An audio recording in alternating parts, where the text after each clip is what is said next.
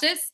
He's here with Americo, and Andrew and I actually go way back. I met him when he was visiting out in Chicago, like I don't know, 2.5 years ago, something like that. Maybe 2 years ago. I don't know. But so I got to spend some really cool time with him and just get to know what Americo is up to. And it's such a great company. They do currently have a contest to Whistler that a few of us are gunning for. So I'm really, really excited about that. But Andrew, just thank you so much for being on here and talking about Americo and how we can just provide our clients that great service and match them with a company that's just awesome to work with. And your application now is amazing. Just going to say that too. That's awesome. Well, thank you for allowing me to jump on. Good morning, everybody. By the way, I think Hunter wins the award for the best backdrop, for sure. So, no, this is fun. This has been a long time in the making. Paige is right. I can't remember what restaurant we ended up at, but we were with John Ziller, so you guys know how the story ends. It was a fun night, long mornings, all that good stuff. But no, but we are really excited. So as a lot of you know, we've been in the simplified issue space for 15, 20 years. Always tried to specialize in how quickly can we get you a decision, and then how quickly can we put money in your bank account when that decision's a yes. And so far that's gone really well. And we've grown tremendously with Symmetry over the last several years. But one of the things we've consistently been asked for the last couple of years is, hey, is there any way that you guys can have an IUL?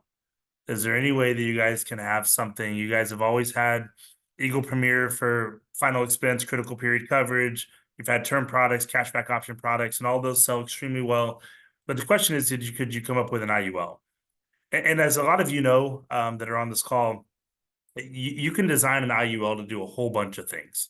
And if you design it to do a whole bunch of things, it typically does nothing. Because if it's a mile wide and an inch deep, it doesn't work, because there's too many moving pieces. It's too confusing for the consumer. So when you think about the IUL market, there's really two buckets. There's one that's more investment driven and one that's more death benefit driven. So the investment driven side is going to be your F&Gs, your national life groups, all great companies. But you're going to find a lot of those are going to be more, hey, we're going to have a $25,000 death benefit. We're going to drastically overfund it. It's going to be tied to 9 indexes. And that's a great product for folks that are looking for that. The reality is a lot of the people that are filling out leads are looking for mortgage protection. They're looking for general life, and they're on a budget. And they're looking for, how do we get the most competitive rate that we can for the best death benefit that we can, to also have an upside to it. So it's not just, and nothing wrong with term products, by the way, but it just has a little more feature to it, and it feels more like permanent protection so long as the client continues to make their monthly payments. So we got to working on that, and in the end of February this year, we came out with our instant decision IUL. Our marketing team makes it really easy for everybody, so they just call the product what it does. So not an intuitive name. Instant decision IUL means you're going to get the instant decision every time you write the product. We're going to tell you yes or no right there on the spot. It's the same application, same platform that all of our other products are on. But what we found was that in that death benefit IUL space, there was maybe one or two competitors in that space. And we said, you know what if we went and said, let's put a product in that space and see how it goes. I can tell you that product is selling millions and millions of dollars a month, as a credit to agencies just like you all, that do a phenomenal job writing that product. One of the reasons that it seems to work is when you take the product along with the e-application. I know some of you are relatively new to Americo. When you think about our e-application, what we try to do is we want to tell you yes or no faster than anybody. And then when we tell you yes, put money in your bank account. So how we know how to do that, the first piece of that's really critical, which is tell you yes or no faster than anyone.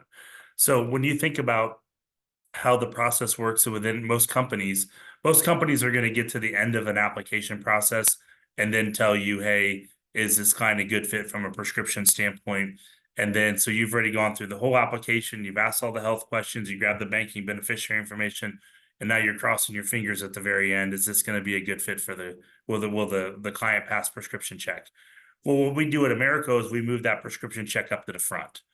So within the first couple screens, we're going to be able to tell you yes or no from a prescription standpoint. Now, it's still really important to make sure that obviously the client asks them to answer all the health questions and all that. But the key to this is if we can tell you yes or no within the first 4 or 5 minutes, when that's a yes, then you move on to the health questions and you move on to the banking beneficiary information, wrap up the application, and you're done. On the off chance we can't approve every client, you can pivot to another company, you can pivot to another product, but you can make sure that client gets some kind of coverage in place before you leave. I always love jumping on these calls at the very beginning for the leaderboards. And one of the things I've consistently seen on doing a lot of these different calls is when you think about every time that you purchase a lead, you're wanting to get some kind of return on investment on that lead. And so what Americo tries to do is come alongside and say, hey, let's make that easy for you. Because if you lead with Americo, you never lose a sale. Because if we can tell you yes or no, if we tell you yes, awesome, finish up the application. If we tell you no, the good news is you can pivot to another carrier, another company, but you're still on that phone with the client, or you're still on the Zoom call, or you're still face to face with that client to be able to pivot to um, to another product, another company, and then be able to get it done. I saw a couple comments in there, and we'll turn it on to some of the chat features, and I'll certainly answer all the questions. One of the things that we do really cool that we love is we actually have our signature process selling virtually is a text signature. So there's a lot of different variations of text signatures out in the industry. A lot of companies call themselves, they do text signatures, but really all you're doing is texting out a link to the client. And then the client has to click on the link and still go through DocuSign or some kind of Equisoft, some kind of platform, and walk through and make sure they click all the boxes. I agree, and go down to the bottom, make sure they signed everywhere. And that process works. But the reality is I'm sure everybody on this call has been tech support before, where you're trying to explain to the client how it works. And anytime, you all know this, anytime that you get to the signing piece of an application, if it's frustrating for the client, all that's going to do is create potential doubt in that client's mind. Do I really need this product? Is this really what I want to do? I always use the example. Just the other day, we were at Home Depot, and the line for the self checkout was really long, and the line for the normal checkout was even longer because obviously it's rounding around fourth. Everybody wants to get projects done. In the back of my mind, I'm thinking, do I really need to buy this stuff? Like, I want to get in and out as quickly as I can. I don't really want to sit there and talk to somebody. I just want to move from A to B quickly. And I got to thinking that's really what the consumers are thinking when you're selling insurance. They want to know that they're getting the coverage in place they're looking for. They want to know it's easy to sign, and they want to know that they're getting what they're paying for. So with our text signature from an Americo standpoint, how it works is we actually text out a 6-digit code. So if I'm in Kansas City and I'm working with Lisa, I'd say, hey, Lisa, can I grab your cell phone number? And she'd give me her number. I put it in the system. A text goes out to Lisa. There's actually 2 texts that go out immediately. One has a hyperlink to it. The client does not have to click the hyperlink. That's just the kind of the disclosure piece. If they want to read it, they obviously certainly can, but it's not required. But right underneath that, it'll say authorization code. And so Lisa would just give me back that 6-digit code. I put it in the system. That's Lisa's signature, and we're off and running. So the reason that's so important is because we run script check up front, we have 2 different signature processes for the client. One is to run prescription check, and one's at the very end to accept the application itself. Both of those are driven off of text signature process. So the reason the second one is so cool is one thing we consistently heard in the IUL space was, how do you get a client to sign the illustration? There used to be a lot of creative ways out there. There was different companies. You'd have to log into a different company and try to have them sign there. Sometimes you'd have to mail it to the client and wait for the client to mail it back before you got your commission.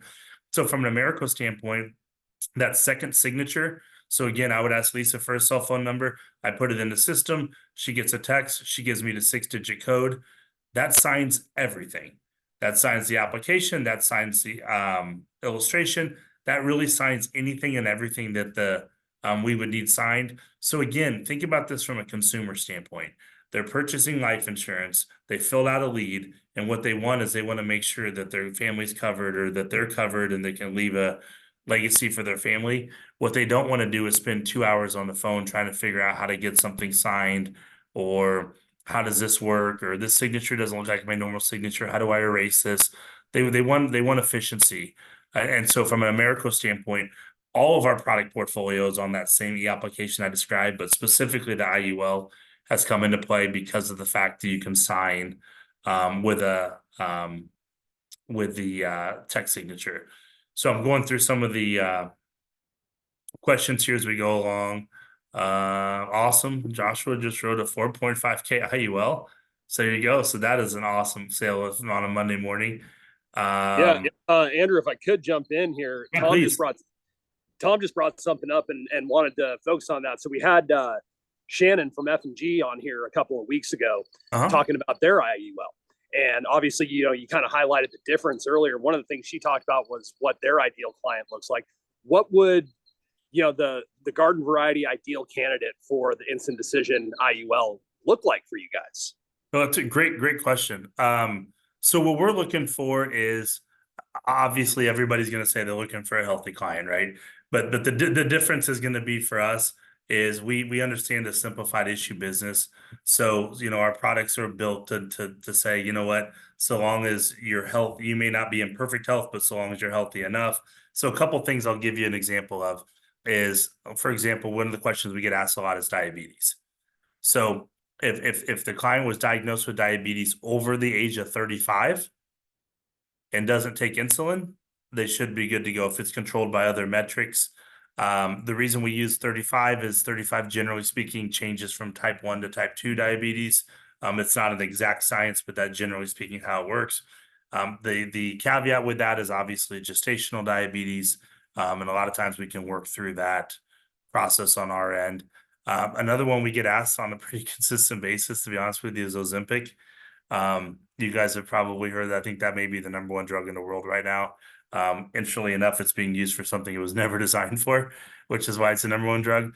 Our system will, generally speaking, will take that, provided that the client's not extremely young. In other words, extremely young being like if they're 24 years old taking Ozempic, our system may look at that and say, is that for the diabetes? Is that for weight loss? If they're in their 30s and so on up, it's like, okay, maybe more weight loss driven. The other thing that our system does that makes it a little bit unique is because we do everything with an instant decision. One of the things that we do is we look at who prescribed the drug, which is as important to us as what the drug is, because there's a lot of dual use drugs out there. Probably 90 some odd % of the drugs nowadays have some kind of dual use. And so what we try to look for is who prescribed it. So you see a lot of times, is it hypertension or congestive heart failure? Well, was it prescribed by a general physician or a cardiologist? So the who prescribed the drug helps us call balls and strikes and be able to navigate that. From a sweet spot, from an age standpoint, what we're finding is a lot of our, whether it's IUL, specifically around the IUL space, it's generally speaking somewhere in the mid 30s. It seems like, which I guess would make sense because the reality is a lot of the leads that are being filled out for general life or mortgage protection, you're probably getting some folks in their early 30s, mid 30s, late 30s, early 40s. So, so that's kind of the sweet spot from that standpoint. One of the things, again, that the value in running, to answer your question as well, the value in running our e-application and using our e-app, everything we look for in the prescription check ties directly to our health questions. So in other words, when the clients ask something, or when we run prescription check and it comes back, everything looks fine, then the odds of a client answering a health question, yes, I mean, it could still happen, but it's probably going to be pretty rare. The reason being is the drugs we're looking for tied directly to the health questions. And that's the value of using our e-app, is instead of going all the way through all the health questions and then getting to the very end, if we can do it up front, then we can tell you with pretty good certainty, hey, this client's going to be a good fit, or they may not be. So hopefully that answers it. What we don't do, just so you know, is we don't have a full on, and back in the day, we would have like a 80-page underwriting guide, and it was changing almost daily. Like with this drug being, oh, and now it's this, and now it's this. So what we do is we look at it more saying, hey, if you use our system, one of the things we'll never do is we don't penalize you for using our e-app. So there's some companies that view placement and they'll say, oh, well, Hunter, if you send in 10 applications and 5 of them got rejected, well, your placement's terrible. Well, I can't come on these calls and tell you, hey, by the way, use our e-app, and then turn around and penalize you for using our e-app. So with that said, we look at it as the most thorough risk assessment out there. So we're going to tell you yes or no through the e-application early on, and then when it's a yes, kind of move forward from there. Great question from, how do you pronounce it? Is it Ibel? Is that right? It's Ibel. Ibel. I'm sorry. I always forget. I've seen you so many times, met you so many times. I was like, how many times have you met me now, Andrew? I know. But I always forget. I always like to ask. So sometimes I used to not ask, and then like after the 10th time, somebody's like, "Hey man, can you just ask before you say this name wrong 10 times?" So now I'll never forget it again. Writers options available. So specifically on the IUL, what's built into the product is living benefits. So living benefits for Americo is going to be critical, chronic, and terminal illness. The only state variation, I know you guys have a nationwide agency, would be California. In California, we just have terminal illness. We're working with the DOI to try to get critical and chronic. For some reason, they're just more difficult than other states. Every other state's been like, yeah, that's cool. And California, for whatever reason, is a little more difficult. So when you think about that, so that seems to resonate very well, because when you think about how you position it, it's a very aggressive premium amount. As a matter of fact, it's probably on the male side, it may be $5 or $6 cheaper than one of our big competitors. So when you think about, you get a great price point, great death benefit. It illustrates at 8.42%. So the client's got a great upside to it. And God forbid they come down with a critical, chronic, or terminal illness. They got coverage in place through the writers. Any exclusions on the living benefits? So walk me through what you're asking there. I'll see if I can answer that for you. So, with a lot of clients these days, they don't have any health issues now, but say they have a history of, cancer in their family, things like that. And I know one of your competitors, not you guys, because I think I've asked before, they include something called guaranteed insurability. So they can increase their coverage later without a new application. And you guys don't do that, correct? Correct. Not at this time. Correct. So a lot of times people are looking for, well, what if I need, is there any exclusions, just like, hey, now I have a critical illness and I just is there like a waiting period to have a critical illness for a length of time before they can access money within that death benefit? Is there any exclusions to it? It's like, whatever. So I just didn't know if there's any fine print little details that we should be aware of when clients are really looking for living benefits with a policy. That's a great question, by the way. I don't think I've been asked that in a while. So, so with that said, so there's no, I'll answer it this way. There's no exclusions. But what we do, or how we would look at our living benefits, is when a client comes down with one of the living benefits, so critical, chronic, terminal illness. Let's say I'll use an example of a stroke. So they had a stroke, and what we do, they would call us and they would file a claim. What we do is we would work with their doctors, we being our underwriting team, to find out what was the impact to their life expectancy based on that event. So in other words, if they have a stroke and they have 6 months left to live, they're probably going to have a pretty good size payout from Americo. If it's skin cancer and it's removed over your lunch break and you're back to work in the afternoon, probably not a good one to file. So I know those are two extremes, but there's not any really exclusions. But how the process would work, again, there's not even a waiting period. Here's what I can tell you is, generally speaking, when people ask if there's a waiting period, the answer for us is no, there's not. However, if for some reason, if you write a policy today and 3 days later somebody applies for a critical illness claim, there's probably going to be something that's going to come up in the underwriting to say, hey, they had that well before they took the policy out, kind of thing. So really the exclusion is that needs to happen after the policy is written. Does that make sense? So if they come down with cancer or something like that, after the policy is written, that's what those living benefits are designed to do. If we go, hey, let's work with the doctor, and doctor's like, yeah, I've told this client they've had cancer the last 2 years. Obviously that would be an exclusion from the standpoint that it has to happen after the policy's in force. Does that make sense? No, absolutely it does. Because a lot of times people are, they go for those regular checkups and things are not what they seem. And I know it does ask on the application if they've been, I think it does suggested to have a test or anything that they're waiting on. And you're like, oh, no. And then of course they forget about the doctor's appointment they have next week, Probably the reason they filled the lead out too, right? No, and again, it's one of the questions we get asked is what percentage does this pay out from a living benefit standpoint? So it can pay out anything from 0 all the way up to almost 100%. And we say almost 100% because I don't remember off the top of my head. It's like I think there's like an admin fee of like $200 or something like at the end of it for the payout piece. But we don't pay we don't pay exactly 100%, but it can literally be up to 100%. Or again, the example of if they file it and hey, I had skin cancer and it was removed over my lunch break on my arm and I'm back to work, probably not probably not going to be a payout because your life expectancy didn't change from that. So that's kind of how we look at it from that standpoint.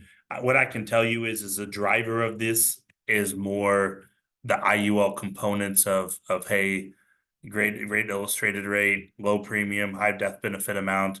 The living benefits are certainly a great add-on from that standpoint, but it's not the driver of the policy. The reason I say is every now and again we'll have people that actually sell it as, hey, here's a living benefits policy that has an IUL feature to it. So it's actually the reverse. It's an IUL policy that has living benefits added on. Again, California being the only variation that just has terminal. But it is a great way because the reality is a lot of clients are going to ask those questions and they're going to say, hey, because they get bombarded on TV or bombarded in the mail, you need to buy this policy, you need to buy this. Oh my God, like the fear mongering of one in every X amount of people come down with this condition, so you need to have this covered.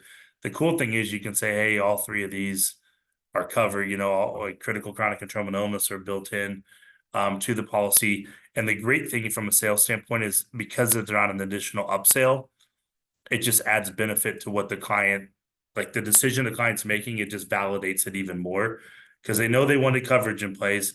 Now you talk to them about a price point that works for them, the death benefit that works for them, the illustrated rate that's phenomenal. And then you add on, oh, by the way, this has critical chronic and terminal illness, and it's all in one policy. Whereas if some other agent were to talk to you, they would probably have to have 2 or 3 separate policies to try to do the same type of thing. It's great to be able to have it all into one. So great question. Hey, Andrew, I've got a good by the way, Andrew, thank you for always showing up at all the events that you do. I bet your airline miles are incredible. But they are. Thank you. But you know what? It is what you do. And it always makes it, I guess, appropriate and easier to write Americo because you believe in us and you show up. And that's very, very, very, very noticed and appreciated. And all that you do for us on a daily basis is awesome. Thank you. I got an interesting question. We always bring carriers on to talk about, hey, who's the right client? What are the things that you see from agents that don't work with Americo that we could have gone, I knew that. And it's not so much what doesn't your program do. It's like, what is something that agents miss so much that's an easy thing just to correct? That's a really good question. You're welcome. Yeah, man. See you in Denver to answer it. Yeah, I would have been more prepared. I'm just kidding you. You're good. But that's a good question. One of the things I would tell you is that's kind of interesting within our system. That's always a good one to ask.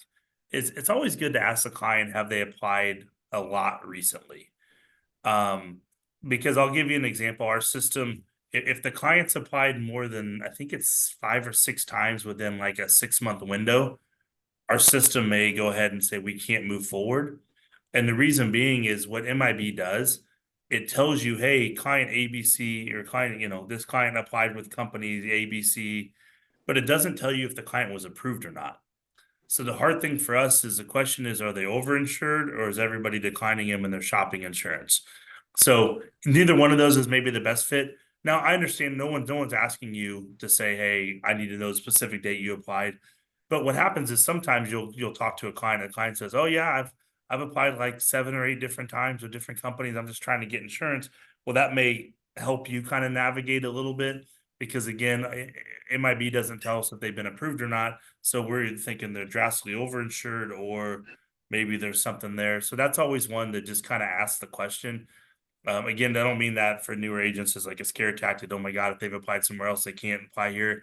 That's not true at all. This is more, to be honest with you, you get some lazy agents out there, and not you guys, but you guys have run across them where inevitably they try to apply with like 5 different companies with it. Like the client tells them they have cancer, and they try to put them through with 5 different companies. All the companies also know that they have cancer. And so it's like, quit applying with all these people. So with that said, that's always one. I'm trying to think what another one that comes up that would be interesting. And I hate to, I don't want to end this on a negative, but it's always good to talk about, was we added a button at the beginning of our app now, or a question at the beginning of our app as it relates to banking. So we don't take like a Chime Bank or a Meta. I think one of them's called Meta Bank, if I remember right. Basically online banks that don't have a brick and mortar office. So what we did was we actually added that question up front. The reason we added it up front, just so you know, was we wanted to avoid any frustration when you get to the banking piece, because it almost, by answering that question, you almost are forced to ask the client, hey, Tom, how are you going to pay for this? Oh, I have a bank with US Bank, or I bank with, whatever it is. And the reason being, it's not meant to be discriminatory against the folks who use Chime Bank or MetaBank. But what happens is that the persistency overall as an industry is somewhere around 30%. So if you think about that, 7 out of every 10 policies you write with somebody that has one of those banks, that means you're going to get charged back 7 out of 10 times. So we try to prevent that. And when you're getting charged back selfishly, that means it's not staying on the books for us. So it's not good for us. So that's one of those that we ask up front. So it's always good to just kind of ask that question. And again, most of the time it doesn't come up a lot, to be honest with you, with you all, because of the fact that a lot of the leads are coming from mortgage protection leads or general life leads. Well, generally speaking, you can't pay your mortgage through Chime Bank. And so odds are, if it's a mortgage protection lead and you just went through the whole process to buy a house or refinance a house, most companies aren't going to let you buy and refinance a home on Chime Bank. And so with that said, you can say, well, what bank are you actually using to pay your monthly mortgage with? And it's like, oh, okay, well, now I get it now.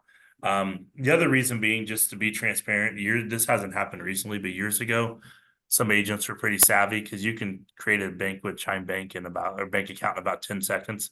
So I would go on and say, hey, Tom, I'll tell you what, man, you're a great guy. I appreciate you wanting to buy insurance.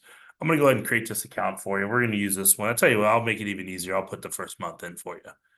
And you're like, oh. And then after month 1, obviously it all goes to hell. Chargebacks come back. So Chime's gotten better, but there's not the validation process that there is if you walk in. Because if you walk in to open a bank account nowadays, you'd have to show your driver's license. You have to show probably some kind of residency, all that kind of stuff. With a lot of these online ones, you really don't have to. And so then the question is, do you know your customer, all that kind of jazz. But really the biggest piece of all that is it just prevents chargebacks, because the last thing you want is, everybody wants profitable business. And so those would be the 2 that I would say that I don't know that makes us unique in the industry by any means, but those are the 2 that I would say that are kind of good ones just to kind of hammer out up front. And they're non-argumentative questions. It's just more get to know your customer a little bit. But good. Does that answer your question? That was perfect. Thank you. That's it's always so good that, we always talk at Symmetry of speed to lead and speed to effort to get to contact the lead, and your speed to approval and speed to a commission just fits right along with so much of what we do, Andrew, that that was perfect. Thank you. Good. Well, one of the things I'll talk about here for a minute as well is, I think one of the first slides the page had up talked about trips. So for years, back, I've been doing this like I think 22 years now, 23 years now.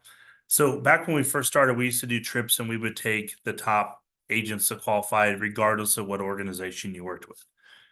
And those were a lot of fun until all of a sudden the recruiting just got too much. The reality is you take the best people in the country, and 51 weeks out of the year, you ask them to recruit like crazy. And then you take them all and you take the best and put them all in a pool with drinks since they don't talk to each other. You can imagine it doesn't work out real well. So we moved to cash bonuses, and those worked very well. But Brandon and Casey and Pope stayed honest and said, hey, we want to do a trip, but we want to do it specifically with symmetry. So we did that. We rolled that out. So what do you think about the first one we did was for St. Lucia, and we went in in April. It was a blast. An absolute blast. Everybody had a great time. We chartered some catamaran boats. We had a really good time. And so the next one is the qualification period started March 1st and it runs through the end of August. So we got about almost 2 months left, maybe 2 months, sort of a week. And what we do is how we track this is net paid commissions. And the reason net paid commissions is so important is if you think about all the folks on this call, everybody's at a different stage in your journey at Symmetry. Some of you are saying, you know what, I've built a rather large team and I'm still in the field riding a little bit, but I'm really managing a team. Some of you are saying, you know what, I'm brand new to Symmetry and I'm changing from a W-2 job to moving over here to Symmetry, and I'm writing personal production. We wanted to make sure everybody had the opportunity to be successful on this trip. So when we did 40,000 in net paid commissions, that net paid commissions can be anything from personal production to overrides or a combination of both. And the cool thing is when we look, and we're taking the top 30 that qualify. So when we look at the top 30 right now, it's a really unique breakdown. So we have about 12 130s that are in the mix.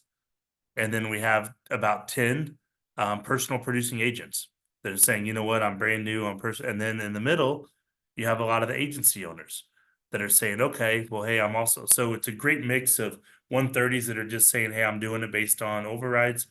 And then you have a mix of folks say, I'm in the field some, but I'm also collecting overrides. And then you have some folks that are saying, hey, I need, this is just personal production. So 40,000 in net paid commissions. Check out HQ. We send it to Jason Ditson every Monday. I believe he updates it in HQ, and I believe the list has the top 30 in HQ, if I'm not mistaken. I think on Wednesdays, the leaderboard just shows the top 10. The reason we got cut off on the leaderboard, just so you know, is because other companies only do the top 10. So Brandon wouldn't give us a competitive advantage of showing 30 on ours if everybody else does 10. But it is our way of saying thanks for going to Whistler, Canada. If you've never been, it's absolutely gorgeous. We're going the beginning of December. The fingers crossed that the beginning of December there's going to be snow on the ground. So you can ski, snowmobile, snowboard. We're staying at the Four Seasons. So if you're like, hey, all that sounds good, I just want to sit around and have some drinks and good food and relax, Four Seasons couldn't do a better spot to do that. Obviously, Americo covers your airfare there, your rooms, and also we're doing a $300 a day food and beverage credit at the Four Seasons. So that should cover, won't probably cover everything, but it'll cover a majority of it for you for breakfast, lunch, dinner, that kind of thing. But it'll be a blast. It'll be a lot of fun. As a shameless plug, I know you were talking about the next the national convention in Denver coming up here in 2 months. So we have another trip that we'll be announcing in Denver coming up here in September. And the reason we chose to do trips every 6 months was I can assure you that in a month from now, if you look at this call and you look at the number of attendees, the attendees have changed. You've talked to more people. You know, one of the slides you were talking about different recruits and how many people you're sharing the opportunity with. Well, if you think about this, if you're sharing the opportunity with someone and they say, let's do this, this sounds great, and they want to go on a trip, here's what happens. If they want to go on a trip with one of our competitors, they're competing with everybody that started January 1st. So now they have to catch up to current and then also exceed them. With Americo, we want to do it every 6 months. So every person that you recruit and every person writing business always feels like they have an opportunity to qualify for our trip. So it's cool because you all can recruit to it. You know, if you had recruits starting in June or July or August timeframe, and because the next qualification will start September 1st, it's like, hey, get your feet wet, learn about Americo, because you're going to want to do this because come September when they announce their next trip, you're going to be off and running. Whereas maybe some other folks, you'd say, hey, you got to wait till January to start the contest over again. So it seems to resonate really well, but that's the reason why we decided to do those every 6 months. So one of the things I'll put in the chat box here, see if I can spell this right. Yes.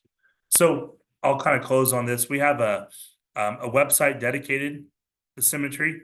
It's symmetry.americo.com. If you're brand new to us, I'd encourage you to check it out. There's no login required for it, but it does have a lot of training videos on how to use our products. It has our demo site. It has our e-application, really anything and everything you'd need. The only thing I ask is that it's agent facing, not consumer facing. So every now and again, if a client says, well, tell me about America, and they pull this up, and the first thing you see is go to Whistler. That's a really weird conversation when you're talking with a client. You're explaining to them what's Whistler and why are you using this. So make sure you do it more for yourself. But again, if you need to know, hey, what's the height weight chart on this, or do you remind me what how does this work or how does that work? It's a great way to be able to go in very quickly to be able to do that. So does that make sense? It does. It does. So awesome, Andrew. And again, thank you so much for taking the time to be on here, pouring into the team, answering some really tough questions from Ibble and Tom there, man. I wouldn't have been prepared for those ones. But really, thank you. And guys, if you learned something from Andrew today, if you are excited about getting out there, presenting that IUL and taking advantage of all the awesome tools that Americo has given us, go ahead and throw a thank you in the chat. Just let Andrew know how much you appreciate him taking the time to be here. But thank you, buddy, and super glad to have you. Paige, anything to finish this off? I think to add would be to take away. So thank you so much, Andrew, for your time. We really appreciate it. I love the 6 months trips. So here for it. I'm excited.